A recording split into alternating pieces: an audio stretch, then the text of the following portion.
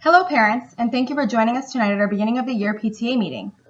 Tonight I would like to talk about how well we are doing here at Smith Middle School, as well as discuss with you some areas where we need to improve. Our number one goal here at SMS is doing what is best for your children so that they can develop into responsible and prepared young adults. So I thought that tonight it would be especially important for you to know where we stand in our achievements here at SMS, as well as where we stand in our struggles. We will be doing that by showing you our school's FCAT scores in reading, writing, and math for the past 5 years, as well as our district's FCAT scores for the past 5 years.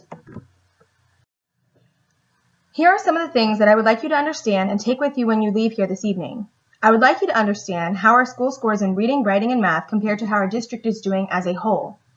I would like you to understand that we have some areas where we are doing well, and we need to celebrate those successes.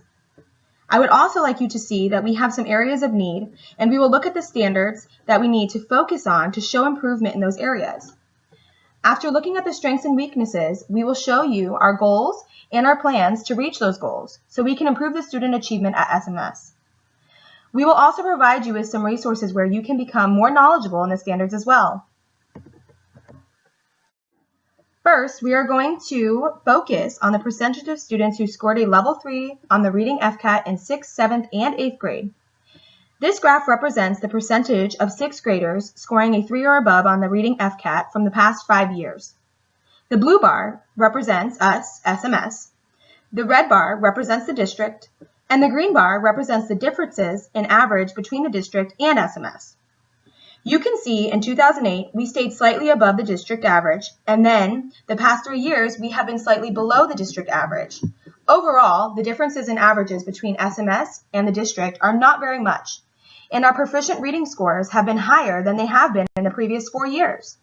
So it is a great sign that our 6th graders are making improvements in reading.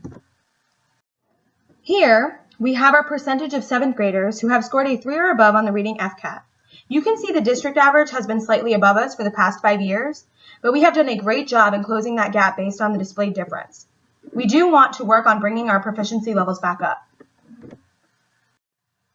In this graph, we have our percentage of 8th graders who have scored a 3 or above on the reading FCAT.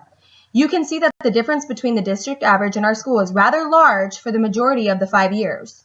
But our level 3 percentages have been increasing and are higher than they have been in the previous 4 years, which is a great sign.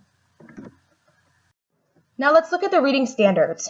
Here is a resource that will assist you in understanding the standards and expectations for your child throughout 6th, 7th, and 8th grade in the areas of reading, writing, and math.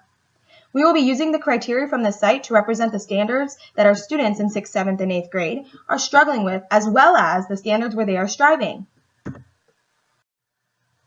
The following table represents the expectations of the standards for reading in 6th, 7th, and 8th grade. The standards highlighted in green are the strong areas, and the standards highlighted in yellow are where we need to show improvement. The reading standards we seem to be struggling with across 6th, 7th, and 8th grade are the ones that have to do with understanding point of view and then using evidence from the text to support arguments or opinions. The standards that we seem to be doing well with have to do with understanding the sequence, the structure, and the plot and characters of the passages they read. Now, let's look at our math. On the slide, we have our percentage of 6th graders who have scored a 3 or above on the math FCAT. You can see the district average has been closely aligned with us for the past 4 years, and our scores have increased back up to 68% of our students scoring a level 3 or higher, as it was in 2007. This is very good, and hopefully will only increase with the coming years. Here we have our percentage of 7th graders who have scored a 3 or above on the math FCAT. You can see that we have been increasingly raising our average of 7th grade students scoring a level 3 and above. This is a great sign for our 7th graders, and we will continue to work hard in increasing the average of proficiency levels in math. In this graph, we have our percentage of 8th graders who scored a 3 or above in the math FCAT.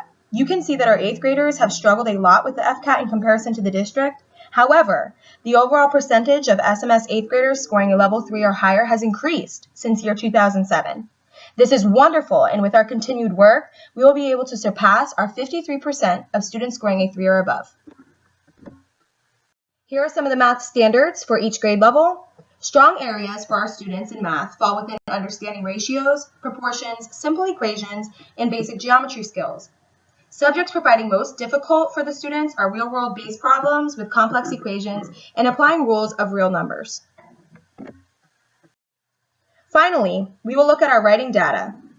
This graph represents our 8th grade writing scores for a level 3.5 or above over the past 5 years. As you can see, from 2007 to 2010, we have been increasing each year. We did show a little decrease in those scores in 2011, but we will work hard with our 8th graders to increase that proficiency level once again.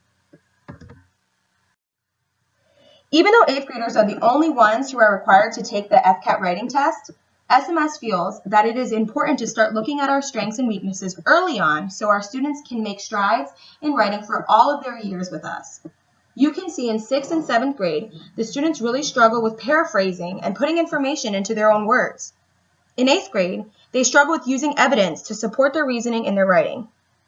On the contrary, our students here at SMS are very good at organizing their ideas, using a variety of sentences, and their ideas have smooth transitions. Now that we have looked at our strengths and weaknesses, it is time to set some goals and make some plans using this information. Our goal here at SMS will be to increase student achievement and achievement gains by focusing on best practices, teaching, and data-driven instruction to increase learning gains. Our plan on how to reach this goal is by offering an extended school day to our students who need the extra support. Having our teachers work in professional learning communities called PLCs, where they look at all of the students' data and make plans on helping all of the students succeed together. With PLCs will also come data-driven instruction. We will use our students' data to determine what they understand and where they need more intervention. Offer instruction that will be differentiated to fit all of our students' needs.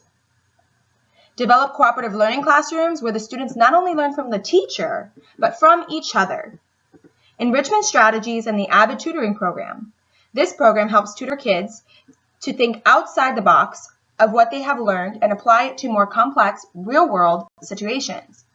Small group instruction so students can get the individual assistance that they need to succeed. With these plans, we are hoping to see our students excel beyond all measures. We wanted to take a moment to thank you for coming out tonight to see how your children are doing here at SMS. Please feel free to call or email me anytime. You will find my contact information on the pamphlet you received when you came in tonight. Have a wonderful evening.